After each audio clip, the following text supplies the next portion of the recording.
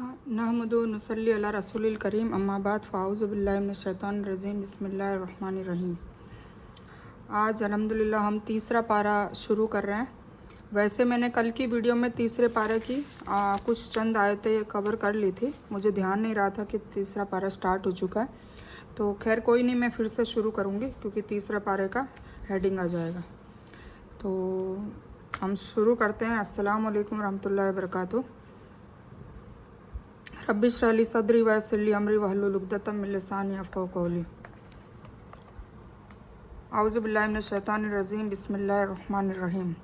तिलकर रसूलु फ़द्दलना बअदहुम अला बअदिन मिनहुम मन कल्लमल्लाहु व रफ़अ बअदहुम दरजात व आतैना ईसा इब्न मरियम वल बय्यिनाति व अय्यदनाहु बिरूहिल कुद्दूस वलौ शाअ अल्लाहु मक़्ततला अल्लज़ीना मिन बअदिहिम मिन बअदि मा जाअतहुम बिल बय्यिनातु वलाकिन्न इख्तलफ़ू फ़मिनहुम मन आमना व मिनहुम मन कफ़रा वलौ शाअ अल्लाहु मक़्ततलू वलाकिन्न अल्लाह यफ़अलु मा युरीद। यह रसूल हैं जिनमें से हमने कुछ को कुछ पर फजीलत दी है, ठीक है ना। हर रसूल को एक ना एक मौजज़ा दिया है अल्लाह ताला ने। उनमें से कुछ जिनसे अल्लाह ताला ने बात की है, मतलब मूसा अलैहिस्सलाम, और कुछ का मर्तबा ऊंचा किया है। और हमने ईसा अलैहिस्सलाम पुत्र मरियम को मौजज़ा अता किया है, ईसा अलैहिस्सलाम को भी मौजज़ा दिया, पाक रूह से उनका समर्थन कराया, मतलब जिब्रील अलैहिस्सलाम से उनकी रूह फुकवाई। अगर अल्लाह चाहता तो उनके बाद वाले अपने पास निशानियां आ जाने के बाद आपस में कभी लड़ाई भिड़ाई नहीं करते, लेकिन उन लोगों ने इख्तिलाफ़ किया। उनमें से कुछ ने ईमान कबूल किया और कुछ काफिर हुए। और अगर अल्लाह ताला चाहता तो ये आपस में न लड़ते, लेकिन अल्लाह ताला जो चाहता है करता है, ठीक है। मतलब अल्लाह ताला दुनिया बना के अल्लाह ताला फोर्सली या उनके दिल, क्योंकि दिल बदलने वाला अल्लाह है, तो अल्लाह चाहता तो लड़ाई झगड़े होते ही नहीं, सब ईमान वाले होते। पर फिर मतलब क्या होता टेस्ट का, जो टेस्ट लिया जा रहा है, जो इम्तिहान लिया जा रहा है, वो इम्तिहान का मतलब ही ये है ना कि भाई कौन आगे निकलता है कौन पीछे निकलता है। आदम अलैहिस्सलाम की हमने स्टोरी जब पढ़ी थी तो इब्लिस और आदम के बीच में जो नोकझोंक हो गई थी, क्योंकि इब्लिस की वजह से आदम अलैहिस्सलाम ने गलती कर दी थी। तो आदम अलैहिस्सलाम और इब्लिस के बीच में दुनिया में क़यामत तक क्या रहेगी कि वो आदम के बच्चों को बरखलाएगा इब्लिस, और उसमें से जो नेक होंगे अल्लाह ताला ने वादा किया है कि वो जन्नत में जाएंगे, और जो बद होंगे, जो इब्लिस के पैरोकार होंगे, वो जहन्नम में जाएंगे, उसी के साथ जलेंगे। तो इसीलिए हमें ये टेस्ट में रखा हुआ है। तो ये ईमान वालों, जो हमने तुम्हें दे रखा है उसमें से खर्च करते रहो, इससे पहले कि वह दिन आए जिस दिन न तिजारत है, न दोस्ती, न सिफारिश, है ना। मतलब तिजारत मतलब कोई बिजनेस नहीं है, न दोस्ती काम आएगी मैदान हशर में किसी की भी, ना किसी की सिफारिश काम आएगी। ये कुरान कह रहा है, किसी की सिफारिश काम आने वाली नहीं है। और काफिर ही जालिम है, मतलब जो इन आयतों को ठुकराएगा वो काफिर है और वो जालिम है। अल्लाह ताला ही सच्चा माबूद है, जिसके सिवाय कोई माबूद नहीं, जो जिंदा है और सबको थामने वाला है, जिसे ना ऊँग आए और न नींद। उसकी मिल्कियत में ज़मीन व आसमान की सभी चीज़ें हैं। कौन है जो उसके हुक्म के बिना उसके सामने सिफारिश कर सके। वह जानता है जो उनके सामने है, जो उनके पीछे है, और वह उसके इल्म में से किसी चीज़ का घेरा नहीं कर सकते। लेकिन वह जितना चाहे, उसकी कुर्सी की वसअत ने ज़मीन व आसमान को घेर रखा है। वह अल्लाह ताला उनकी हिफाजत से न थकता है और न ऊबता है, वह तो बहुत महान और बहुत बड़ा है। ये हमने तर्जुमा पढ़ा था आयतल कुर्सी का, ठीक है ना। ये सबसे अफजल आयत मानी जाती है, इसीलिए इसका नाम है आयतुल कुर्सी। कुर्सी मतलब अल्लाह ताला का अर्श कहा जाता है, और ये आयत है मतलब सबसे बेहतरीन आयत, सबसे अफजल आयत। इसके बारे में मैं कल बता चुकी हूँ कि इसे रात में भी पढ़ना चाहिए सोने से पहले, और हर नमाज के बाद भी पढ़ना चाहिए। बहुत इसके फ़ायदे बताए गए हैं। दीन के बारे में कोई दबाव नहीं है ना, दीन कभी ज़बरदस्ती नहीं कर सकते। अब हमें हमारा मैसेज आगे कर देना है। जैसे मैं ये कुरान आप लोगों को सुना रही हूँ, ये मैसेज कर दिया, अब आपको ये फॉलो करना है नहीं करना है, कितना करना है कितना नहीं करना है, सारा करना है, ये सब आपको सोचना है। तो इसमें कोई ज़बरदस्ती नहीं होगी, ठीक है। तो सच और झूठ से अलग हो गया है अगर कुरान पढ़ा तो। इसलिए जो इंसान तागूत, अल्लाह के सिवा दूसरे देवों को, मतलब कोई भी अल्लाह के सिवा दूसरों को नकार कर अल्लाह पर ईमान लाए, उसने मजबूत कड़े को थाम लिया है, और जो वो कभी न टूटेगा। और अल्लाह ताला सुनने वाला और जानने वाला है, मतलब दीन हक पर जो चलेगा। सिर्फ़ और सिर्फ अल्लाह की इबादत करेगा और सिर्फ अल्लाह से ही मांगेगा। ईमान वालों का वली अल्लाह ताला खुद है।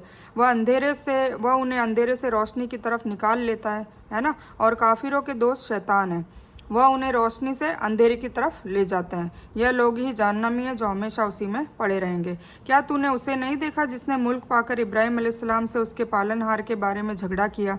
नमरूद की बात हो रही है। जब इब्राहिम ने कहा कि मेरा रब तो वह है जो जिंदा करता और मारता है ना। नमरूद का किस्सा हमने पढ़ा था, इब्राहिम अलैहिस्सलाम के किस्से में आया था कि इब्राहिम अलैहिस्सलाम को बुलाया और फिर नमरूद कहता है, तो ये पूरी वही बात है। नमरूद कहता है कि भाई तेरा रब क्या ऐसा करता है जो मैं नहीं कर सकता?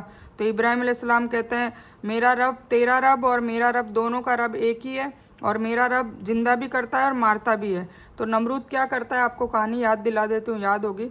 नमरूद ये करता है कि एक कैदी होता है उसके पास, उस कैदी को बुलाकर आज़ाद कर देता है, और एक बिल्कुल भला चंगा बिल्कुल अच्छा नेक बंदा होता है उसको कत्ल करके मार गिराता है कि देखा मैं भी तो ज़िंदा छोड़ सकता हूँ। मतलब जिसको मौत की सज़ा सुनाई थी उसको ज़िंदा छोड़ दिया, ये उसकी अकल के हिसाब से वो बात कर रहा था।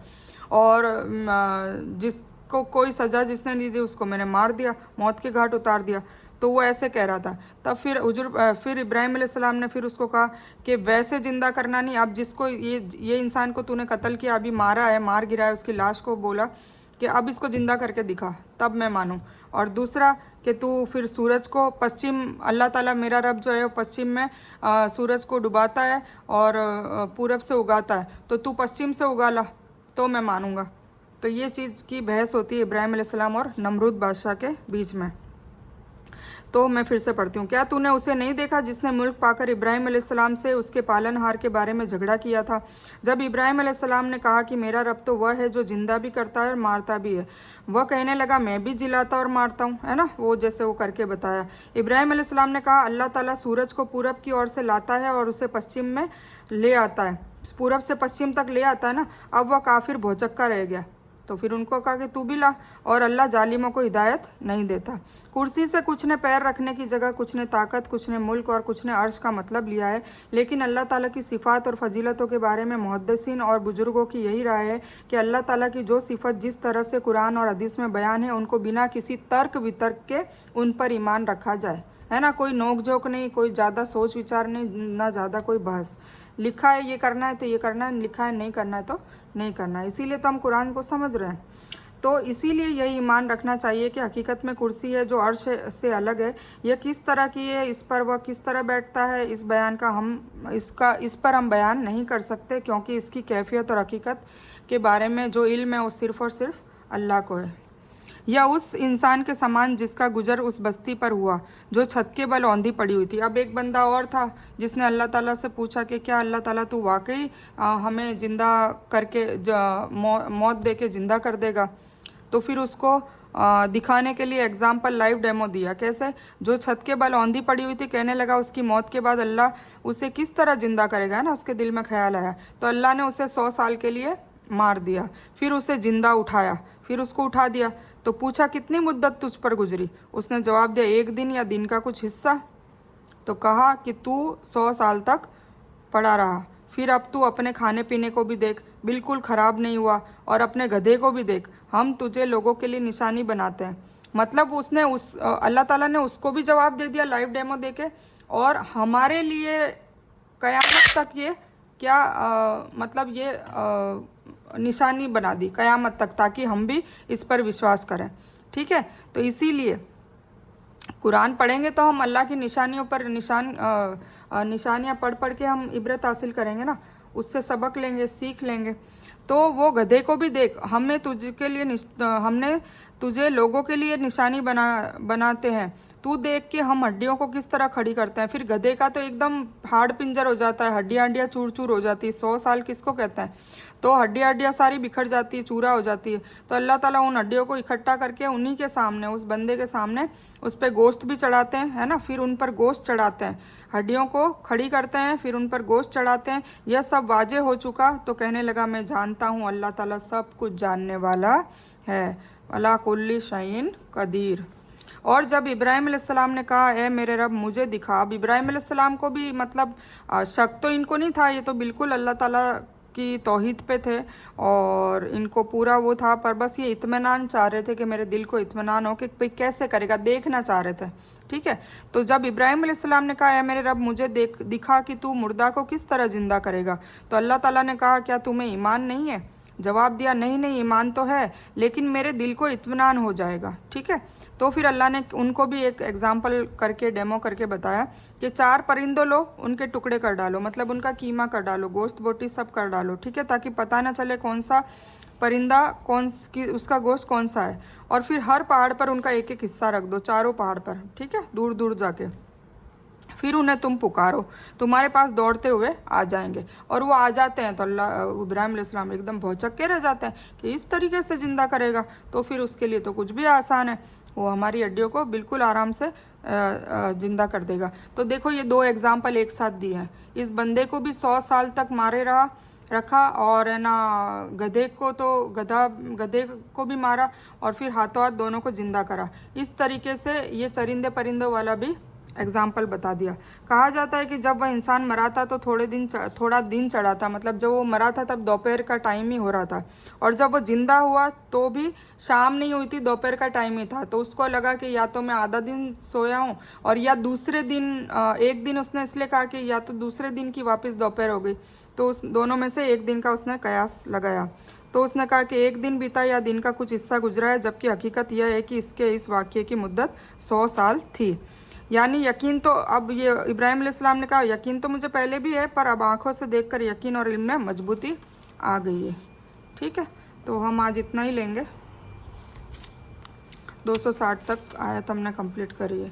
तो इस बयान को मैं यहीं ख़त्म करती हूँ। इस बयान में कुछ भी दीन की अच्छी और हक बात आई है वो सिर्फ़ अल्लाह की तरफ से है, और अल्लाह की तरफ से है, और बुरी या गलत या कोई भी अल्फाज जज्बात के में आकर मेरे मुंह से कुछ निकल गए हों, कोई वर्ड निकल गया हो या कोई बात निकल गई हो, वो मेरी तरफ से है। और इस गलती के लिए मैं अल्लाह अज़्ज़ वजल से और आप सबसे माफ़ी की तलबगार हूँ। मैं कोई आलिमा नहीं हूँ, मैं सिर्फ तालिब इल्म हूँ। अल्लाह मेरी कोशिश से आपको सही नफ़े बख्श इल्म पहुँचाए, और मैं आप लोगों की हिदायत और हिकमत में सदका जारिया बनूँ, बस मेरी यही तमन्ना है। आमीन सुम्मा आमीन या रब्बल आलमीन। रब्बना आतिना मिन लदुनका रहमतम वही लना मिन अमरिना रशदा। अल्लाहुम्मा सल्ली अला मोहम्मद व अला आलि मोहम्मद कमा सल्लैता अला इब्राहीम व अला आलि इब्राहीम इन्नका हमीदुम मजीद। अल्लाहुम्मा बारिक अला मोहम्मद व अला आलि मोहम्मद कमा बारकता अला इब्राहीम व अला आलि इब्राहीम इन्नका हमीदुम मजीद। व आखिरु दावाना अनिल हम्दुलिल्लाहि रब्बिल आलमीन।